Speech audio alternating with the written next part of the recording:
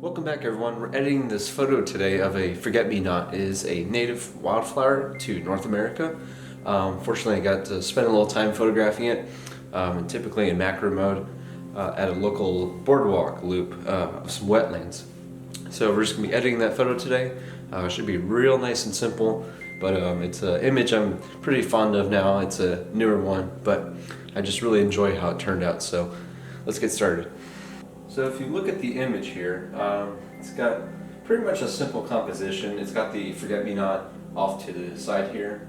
It just really worked out how it just laid itself out. I composed it so it's just on the right side, which I feel like really worked here. It's also pretty nice, the just kind of the specular lighting and the shadow detail. So as you can tell, the image, the background of the image rather, is just very, very dark. But the way I moved myself around with my camera and macro lens, it just really lit up. I made sure the light hit the forget-me-not flowers just right, and I feel like it really helped in this case.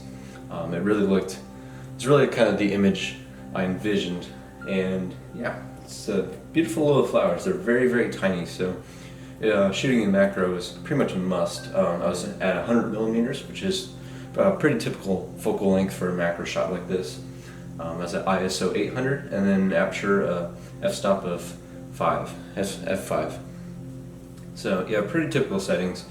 Histogram looks okay. I mean, it's leaning more towards the left side more than I really need to or hope for with the typical image, but it kind of works out just because of how like I said, the really kind of high contrast of this image really just plays out.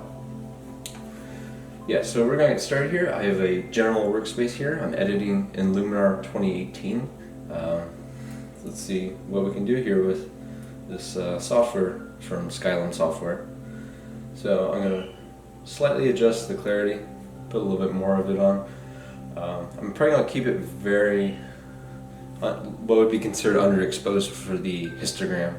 I'm just going to keep it looking the way it does, because I feel like it really works in this case. So yeah, probably minimal edits with this one, but we'll see what we can do here. Actually, I'm going to bump up the contrast a little bit. I feel like that might help here a little bit. Do the details enhancer, sharpen a little bit. You can already see, if you do before and after, just it made the background a little bit more dark, which I feel like really helped. The nice thing about using natural light like I did here is that you don't have to dodge and burn the subject, or in this case these flowers. It's already really just kind of bright and white, but I feel like I want to bring back some of the blues a little bit in these forget-me-not flowers. If you want to, for a more dramatic result, I don't think I'm going to do it here, but you could add a vignette and see the vignette just kind of really, you go really dramatic like that. Put a little bit. That actually looks not too bad, I'm not gonna lie. Here's before, after. Yeah, it's actually not a too bad of an idea. I might try something here, maybe a little bit less. Yeah. How about in the comments down below? Let me know. Put like a timestamp and comment on these edits and see if you like them or not, and tell me why. So yeah, like I said, dodge and burn we really don't have to do with this, fortunately. Just kind of works out that way. Yeah, the vignette actually not too bad. I feel like in this case the image works with doing that. Some images obviously look a lot more unnatural, but in this case I feel like it just really kind of helps. Once again, put the background, drop it out like it already is at f5, but just make it really dark. Just put all the emphasis on the brightest part of the image, right where your eyes go to, which would be obviously the forget-me-nots. So it's quite the opposite of forgetting them. Other than that, we could mess around with some other, they call them here in Luminar, filters, or different kind of tools, different sliders. Like I said, I really don't edit images like dramatically. I don't do anything too crazy with them. It's just, I don't know, not my style, I guess. But yeah, let's see. I don't know. Try it. Foliage enhancer, I doubt would work too well. Yeah, that doesn't, see, that's where it gets kind of overboard. That's an enhancer I really don't use too much. I just makes, in my opinion, the greens look really, really unnatural, and they look almost alien green, as I'd call it. But then if you went to print this image, it would just really look just not good. But yeah, I'm really liking how this image is turning out. Like I said, like I always say, really, the longer you spend on an image, the more overprocessed it's going to get. So just gotta, yeah, keep a level head here, and think about what you need to do first and foremost. But yeah, this image I'm really enjoying. I feel like it looks really nice, and I'm really glad I got to spend some time photographing these flowers, because it's ones I've seen before, but for one reason or another, I was just skipped over them, and I was really glad I got this moment at the location I was at to photograph them, and really just spend some time. And they were, like I said, it was on a boardwalk, and they were literally just right off the edge, and it just worked out. So they're very, very close. But even then, they're still just super, super tiny flowers if you ever see them in real life.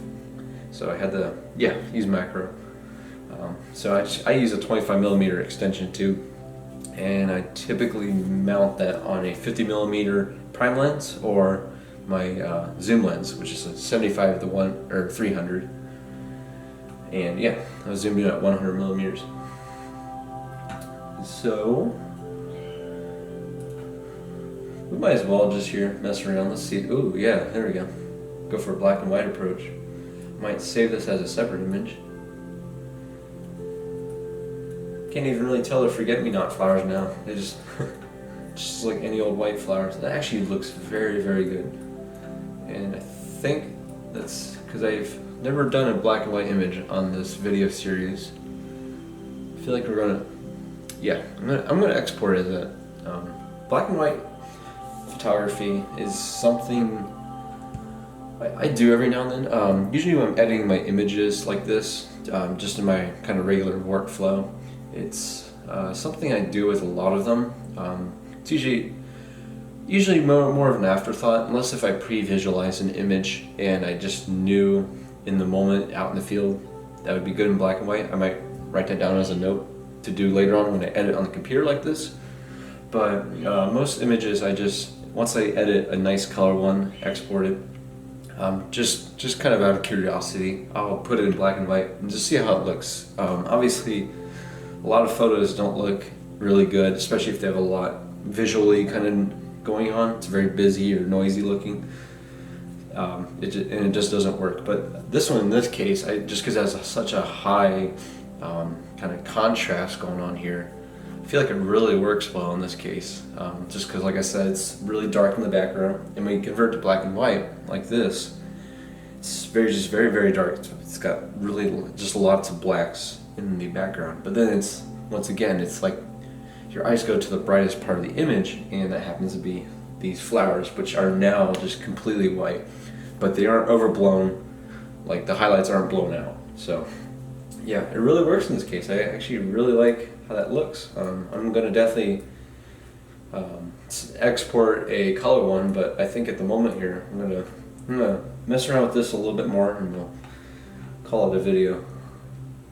But yeah, it really looks nice. And that's something, like, once I hit record on the camera, it's like something I didn't think about, which is, it's kind of the nice thing about post-processing is that it kind of takes you places. I mean, you can have a predestined kind of, I guess, goal in mind, but really it's just, wherever you go, it's just, yeah, it just takes you where it wants. And I find a lot of surprises that way while editing photos like this. But yeah, I think might be about it. I feel like I've spent way too much time on this already.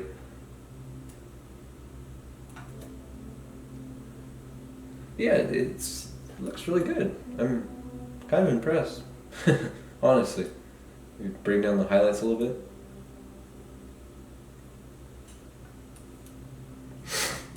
Yeah, really, I don't know what else to do, so I guess we'll call it a video. So yeah, we go up to export. Typical settings. We got I save in JPEG format. I just get TIFF files. Sharpening none, because I already did it with before exporting, so that way it doesn't sharpen it in the way I don't necessarily like. Resize, I keep the actual size. In this case, I didn't crop it all, so it's 6,000 by 4,000. Color space, I always use sRGB. I don't see really a reason to mess around with Adobe RBG, and there's also ProPhoto RBG on this software here. And then this is a big one right here, quality. I keep it 80%. And as I mentioned in previous videos, 100% has the same image, the file size, and the same image quality for a JPEG exported like this.